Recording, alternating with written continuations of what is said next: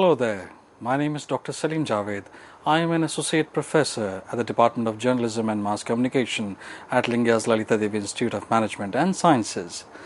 Today in this lecture we are going to talk about story formats.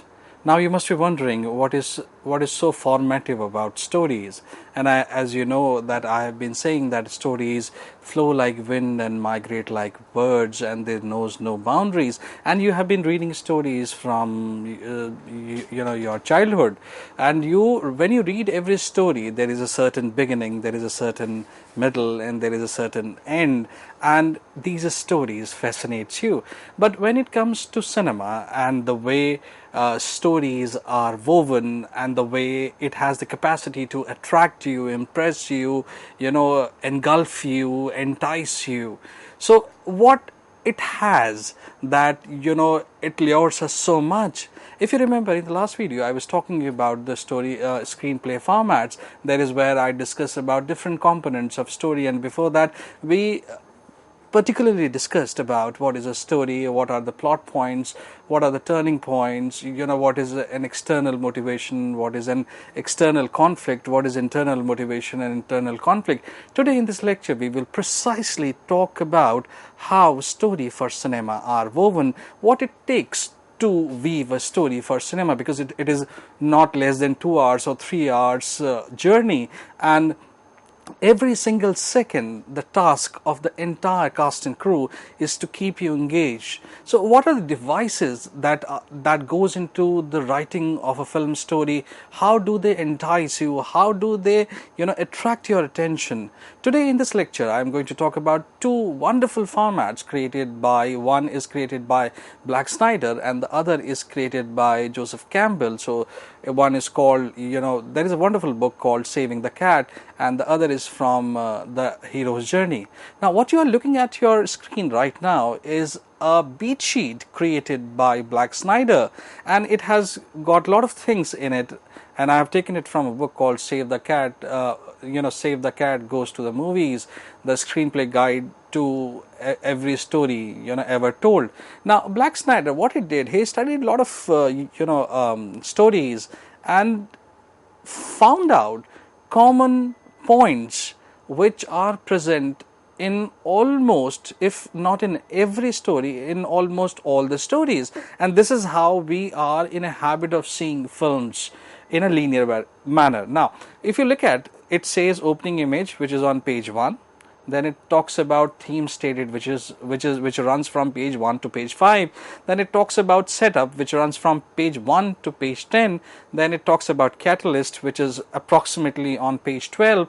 Then you have a debate, which runs from 12 to 25th page. Then you have break into 2, which is almost around 25th page. Then the story breaks into B story, which is approximately on page 30. Now fun and game starts somewhere for 5 pages, from 30 to 55, not 5 pages. It is basically 25 pages. Then you have midpoint on page number 55. I'll tell you why I'm talking about pages. Now then you have bad guys close in from page number 55 to 75. Then all is lost almost at the on page 75.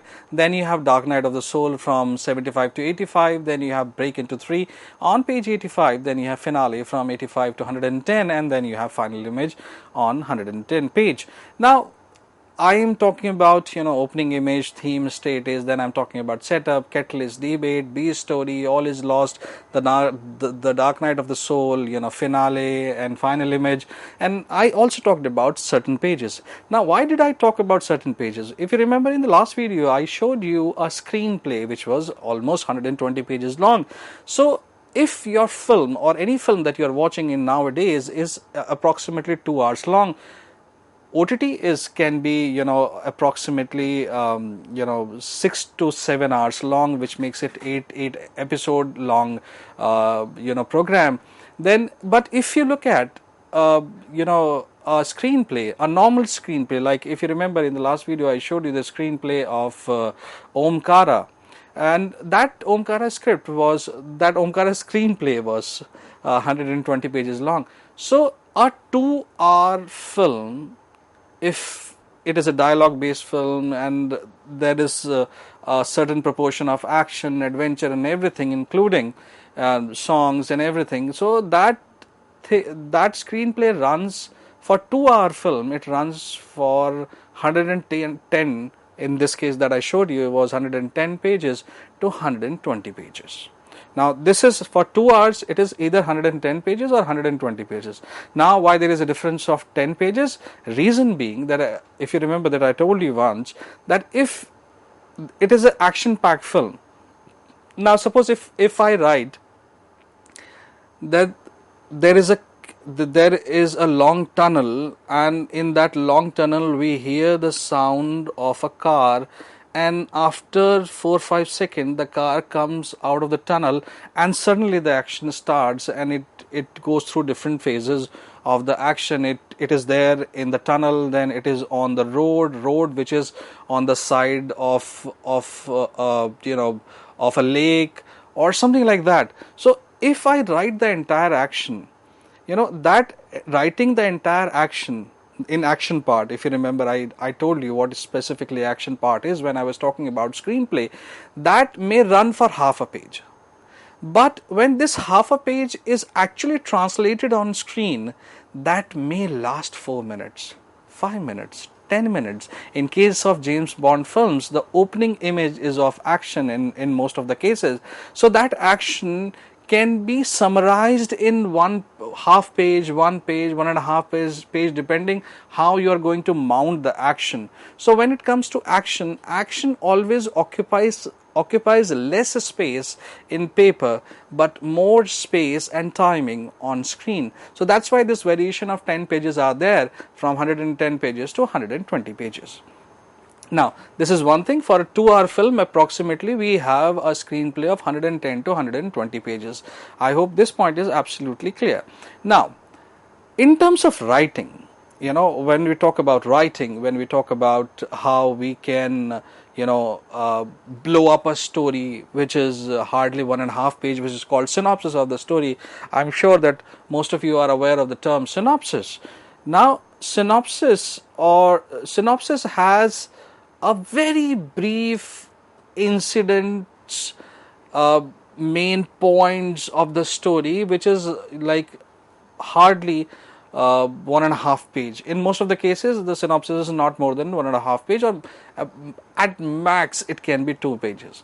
Now I was taking a workshop, there is where one student asked me one very genuine question which I really liked, and that was like my own question also when I was a student, that how come you are able to blow up 2 pages, suppose if not 1.5 page, let's imagine these the synopsis is of 2 page, or the story idea, suppose the story idea can hardly be 1 paragraph. How we are able to blow up or project half page or 1.5 page or 2 pages into 120 pages. Like there were some students of mine who went to a lot of writing workshops, and this was their genuine question. But when they came after finishing that workshop to me, I interestingly told them one very interesting thing which I learned even myself quite late once I passed out from college, that this half page, 1.5 page or 2 page, and then you are blowing it up to 110 pages to 120 pages, there is a missing link in between. That's called treatment. Now if I show you a treatment, you will say that by the way, treatment runs approximately for 120 pages. At the one end you have 1.5 page, on the one hand you have 120 pages, in between you have treatment of the story, and treatment is basically a track record of what will be happening throughout the scenes. And if you write it diligently, trust me, the treatment is not less than 30 to 40 pages or maximum 45 pages. Now it is a logical extension of that. Now from 2 page you are reaching to around 40 pages, and now from 40 pages you have accumulated all the major incidents, and you know exactly how and where your story will be going. From these 40 pages now you can logically transport it to 120 pages. Now, I have been reading a lot of books on story formats, talking about how stories are written, how screenplays are written. I also talked about in my last video about how what are the components of screenplay, what it takes to write better, and I have always been complaining about the lackluster content, and I have talked about it very extensively also in few lectures. Now this seems slightly logical as compared to from 1.5 page to 120 pages. Now you have 1.5 page, you have around 35 to 40 pages, and now you have 120 pages. Now this seems a logical extension of that this is how I can achieve writing 120 pages of a screenplay. Now, what will you be writing in 120 pages which should appeal the audience not only emotionally but intellectually also? Now, one of the important things that everybody is talking about, that when it comes to entertainment, is only about entertainment that we are bothered about. But I always say that if it is an intelligent entertainment, if there is some sort of learning also. Now, I give you an example. Like, suppose if we talk about the first point called opening image. Now, if you remember that I talked about, there is a linear way of saying a story and there is a non-linear way of saying a story. Now, I'm talking about one particular film which most of you must have seen by now. It is called Three Idiots. Now, if you have seen the film Three Idiots, and if I say that how the story should start, now you would say, Salim sir, ideally the story should start that there is an engineering college where a lot of students have applied, and now it is the day when all the selected candidates are coming in the campus for the first time, and the principal is coming and talking to all the students. Now, how he talks is the characterization, how he has been portrayed. This depends on how you have designed the character. Who are going to be the students? Are you going to introduce all your major characters among the students, or do you want your character to have exclusive entry, Karan Johar style entry, or Anurag Kashyap style of entry? That is absolutely your choice. But if you think logically, the linear way of Three Idiots should have been that there is a college, engineering college, and today is the first day, and students are coming, talking, they will be meeting the principal of the college for the first time. But this is not the way it starts. Now, what you see, as I was talking about the Black Snyder black sheet, what you are seeing, like talking about opening image, then you are talking about theme stated, setup, catalyst, and all these things running from point one to last point. It is a linear way of storytelling. Now, why linear way of storytelling is presented here? So that you have a clear cut understanding how I will be moving from point A to point Z. Now, it depends on you, as per the requirement of the story, how much of non-linearity you want in your story. But here I am here presenting you in a very linear manner, and I'll be talking about how a lot of directors follow this, but they somehow have 10% of non-linearity within this structure only, and that gives a very amazing that generates curiosity among audience, and they look forward for that particular scene from, like, suppose say 70% of the film it has been taken and has been put in advance. Like, suppose imagine there is a girl falling from a building. Okay, obviously it will happen when that girl or the boy has reached his or her the height of mental frustration, and he has taken a decision by jumping off from a building. Now, you may use the fall of the character in the beginning, or maybe she or he is in the air, and you take the entire story in flashback and reach up to the point where he or she is jumping, and you connect the film like that way. But if it is in writing, it is called hook. As the film starts, you see somebody falling from a building, and then automatically it goes in mind, what must have happened that this character has decided to jump off from a building. Now, this particular hook, which is there in your mind right now related to the story, will will unconsciously push you up till the point when she is actually jumping in the story from a building. Now, that long, maybe that scene comes after, suppose if it is a 120 minutes film, suppose the scene comes somewhere at 80 minutes. So up till 80 minutes, you have this hook thing in your mind that why, oh, something like this, okay, that is why, maybe this was one of the reasons that has actually prompted her to reach such a decision or to take such a decision. Now, so that depends on your and my understanding as an audience, but directors use this non-linearity as a hook or to generate. Now, I give you a wonderful example of hook to you. I'm very sure that all of you must have seen Bahubali also, the first part. Now you see there is a lady, okay, she is a mature lady, she is dressed very well, it's a historical film, so through her dressing you can find out that she belongs to the palace. Now she comes out of she comes out of a very dingy place, it's a gufa, and then there are people who are chasing her, she is wounded, and on top of that, when she is wounded, she is carrying a newborn baby. Now you see, now certainly psychologically a question is raised in your mind, what she is doing at this point of time at this place, why she is wounded, why she is carrying a small child, why there are soldiers who are coming to kill her and the child, why she is ready to give her own life for this newborn baby, why she is standing in the river which is like flowing like anything, and if she is not able to save the child, she puts her hand out of water and water is gushing through her, almost through her palm and things like that. You suddenly, and the answer of it is in second part, but up till that point, or Katappa ne Bahubali ko kyun mara, up till that point, unless you do not see the explanation, this was a rage.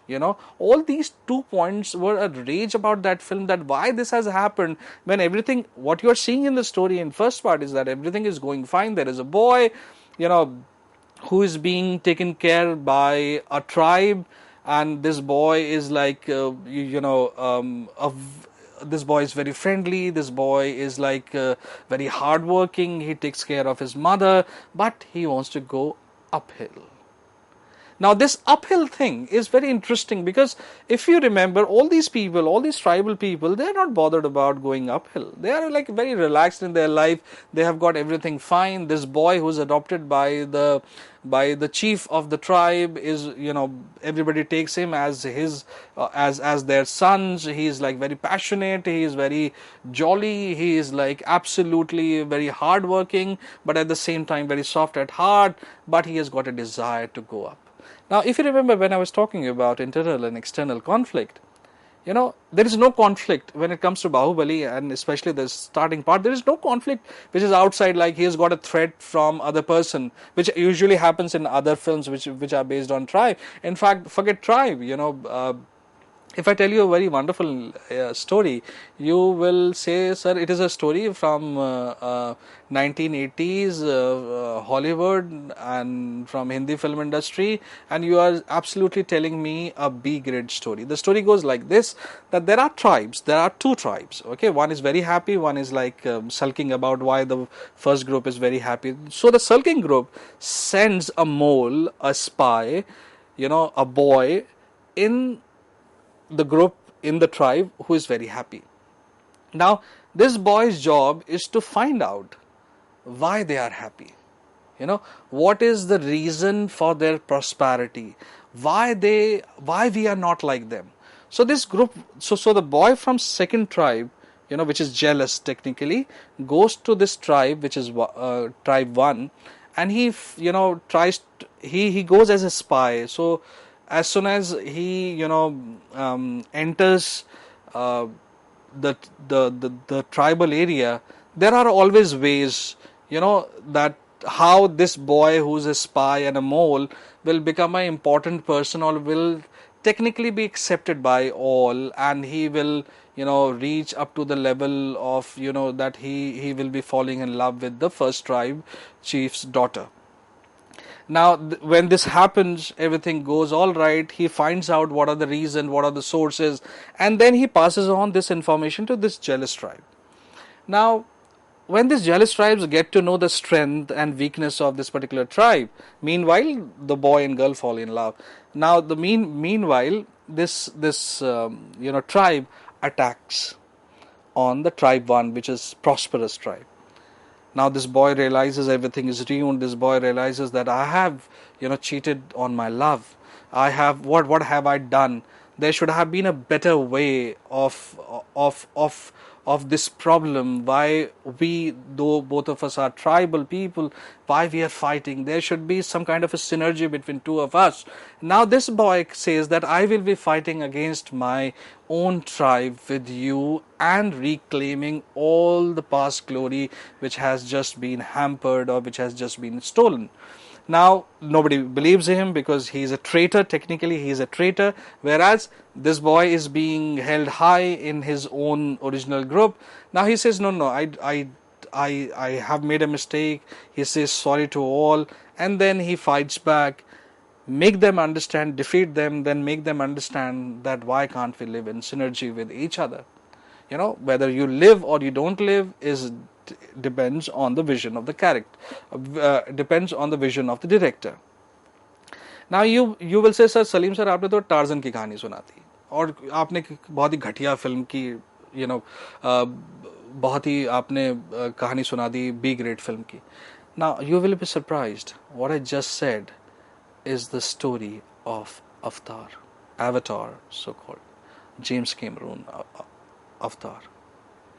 Now it is not, I always say this thing to everyone, that it is not only about story. It is not only about story. It is about how you vision it, how you are mounting your story, how spectacular you are making it, how many external, internal conflict and motivations you are using, what are the turning points, what are the plot points.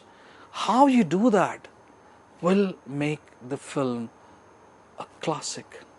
Now, I was yesterday I was watching film Mother India, and I was I started late, and I was seeing when the mother was beating his son because he did something, and you see that film, it is that there is a lady who is helpless, and there is somebody who try to exploit.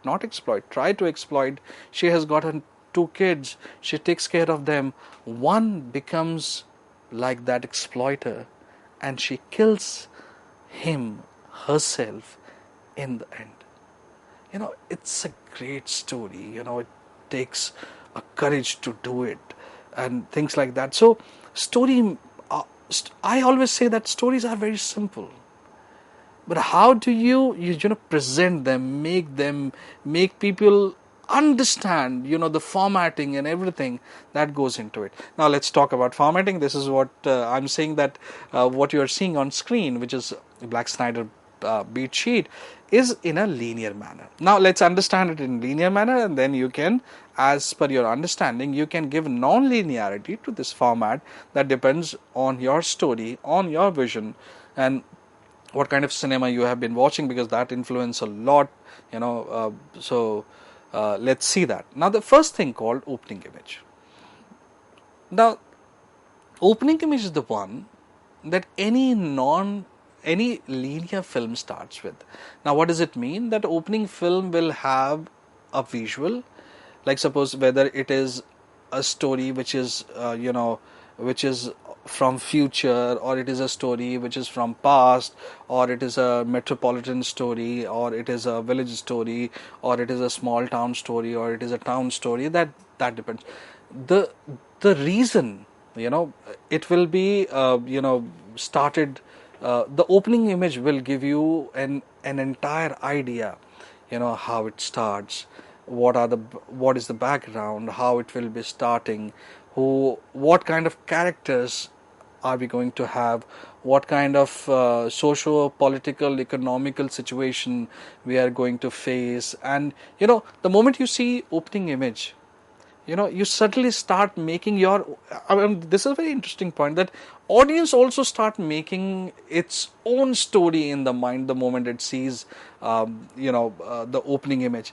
And I tell you a secret here: what audience is thinking about the story, and what you give as a creator, what you give to the audience, if there is a gap, and if there is a intelligent gap or beautiful gaps, audience is definitely going to like your film. Thank you very much.